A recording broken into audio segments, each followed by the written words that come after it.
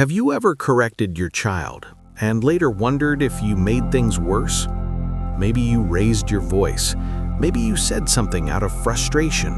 And later, when everything was quiet, you felt that small pinch of guilt. What if I'm getting this wrong? Here's the truth most parents don't realize. Some of the things we do with good intentions can quietly damage our children in ways we don't immediately see. Not because we're bad parents, but because no one ever taught us a better way. And today, we're going to talk about 7 parenting mistakes that are quietly damaging your child and what to do instead. Let's begin. The first mistake is constant yelling. It feels effective in the moment, doesn't it? Your child stops, they listen, at least temporarily, but here's what's really happening. When you yell, your child doesn't learn discipline, they learn fear. And over time, something shifts. They either become anxious and withdrawn, or they stop taking you seriously altogether. But here's the truth. The louder you get, the less they truly hear you. So what should you do instead? Lower your voice. Yes, lower it. Move closer. Make eye contact. Say calmly, "I need you to listen to me." That calm authority carries more power than shouting ever will. The second mistake is not listening to your child. We're often in a hurry, busy, distracted. So when our child talks, we interrupt or dismiss it as unimportant. But to your child, it is important. When you don't listen, they don't feel heard. And when they don't feel heard, they slowly stop opening up. Let that sink in. One day, you might want them to talk to you, and they won't. So instead, pause, even for a minute. Look at them. Give them your full attention. Say, "I'm listening. Tell me." That simple moment builds trust that lasts for years. The third mistake is invalidating their feelings. Your child is crying, upset over something that seems small to you, and you say, "Stop crying, it's not a big deal."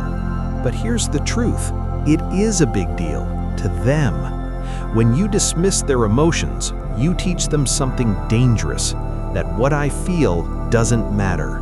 And over time, they stop expressing emotions, or they explode because they don't know how to process them. Instead, try this. "I can see you're upset. Do you want to talk about it?" You're not agreeing with the behavior, you're acknowledging the feeling, and that changes everything. The fourth mistake is comparing your child to others. Why can't you be like your brother? Look at how well she behaves. It might seem like motivation, but it does the opposite. Comparison creates insecurity, it builds resentment, and it slowly destroys your child's confidence, because instead of feeling enough, they feel like they're always falling short. So what should you do instead? Focus on their progress. Say, "I'm proud of how much you've improved." Even small wins matter, because confidence is built one moment at a time. The fifth mistake is being emotionally unavailable. You provide food, clothes, education, but emotionally, you're distant, always busy, always distracted, and your child feels it. They may not say it, but they feel it, because what children need most is not just provision, it's presence. Just sitting with them, talking, laughing. Even 10 minutes of genuine connection can make a difference. So today, ask yourself, when last did I truly connect with my child? Not instruct, not correct, just connect. The sixth mistake is over-controlling everything. You decide everything for them, what they wear, what they say, how they act. It might come from a good place, you want the best for them, but here's the problem. When you control everything, your child never learns to think for themselves. They become dependent or rebellious, sometimes both. So instead, give them small choices. What would you like to wear today? Which of these do you prefer? You're still guiding, but now you're also empowering, and that builds confidence and independence. The seventh mistake is failing to apologize. This one is powerful. As parents, we often feel we must always be right. So when we make a mistake, we ignore it or justify it. But here's the truth. Your child doesn't need a perfect parent. They need a real one. When you apologize, you teach humility. You teach accountability. You teach them that mistakes are okay as long as we take responsibility. So next time you overreact, say, "I'm sorry, I shouldn't have spoken that way." That one sentence can heal more than you think. Now pause for a moment. Think about these 7 mistakes. Maybe you've done one, maybe you've done a few. We all have. But here's the good news. Awareness is the first step to change. You're not stuck, you're learning. And this is where everything changes.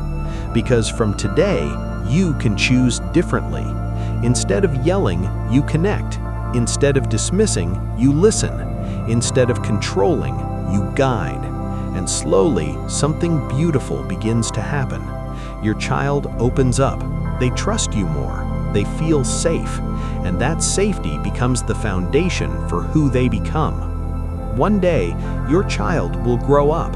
They won't remember every rule you made or every correction you gave, but they will remember how you made them feel. Did they feel heard? Did they feel valued? Did they feel loved even when they made mistakes? Because that feeling becomes their inner voice. So choose wisely, because the way you speak to your child today becomes the way they speak to themselves tomorrow. If this message spoke to you, take a moment and reflect. Which of these mistakes will you start correcting today? Share your thoughts. And if you found this helpful, subscribe and share this with another parent who needs it. Because sometimes the smallest changes in how we parent create the biggest impact in our children's lives. And it starts with awareness.